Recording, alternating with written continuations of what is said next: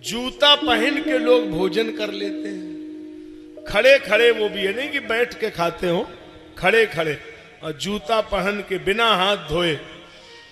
वो आज आप लोग तो नहीं गए होंगे, बेला के लोग अच्छे हैं, कभी गए कि नहीं आप? उसमें क्या चला आजकल, उस सिस्टम चला है ना, वो में खड़े खड़े खाया जाता है, क्या बोलते हैं, कुकर भोज। अच्छा, बफर सिस्टम, हम तो उसको कुकर भोज ही समझ रहे थे।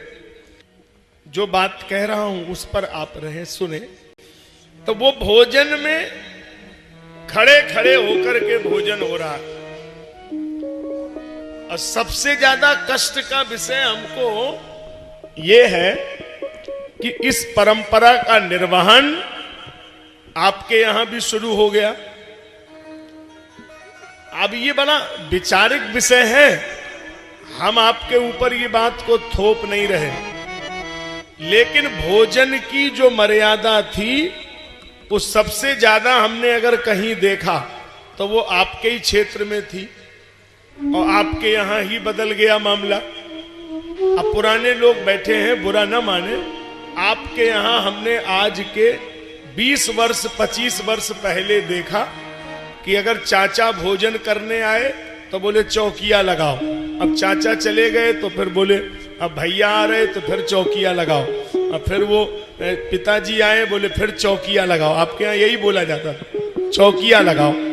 अब बताइए, आदमी वहां खड़े खड़े खा रहा है, बताओ जूता पहन के खा रहा, क्या बुद्धि नहीं भ्रष्ट होगी साहब? जैसा खाओगे अन्न वैसा बनेगा मन।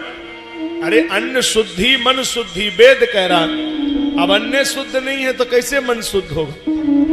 और खड़े खड़े खा रहा, राम राम राम हरे राम। और कई लोग तो हमने देखा कि ऐसे प्लेट लेके कि भिखारी की तरह ऐसे फिर रहे हैं पूरे उसमें ऐसे। अरे एक जगह बैठना चाहिए, खुद ही कोई खिलाएगा तुमको, ये क्या तरीका? ये सब बेला की बात नहीं कर रहे, ये सब जमुना पार की बात कर रहे। बेला वालों का तो नाम ही नहीं ले रहे इसमें, आप नाराज हो जाए क्या फायदा? ये सब जमुना पार की बात। और कोई जमुना पार का ना बैठा हो तो चलो गंगा पार कह दे, हमें क्या दिक्कत? लेकिन कुल मिला के आपका नाम तो हम लेंगे नहीं, क्योंकि रिश्तेदार गंगा पार के ही आए हैं, तो झगड़ा तो हम करेंगे नहीं।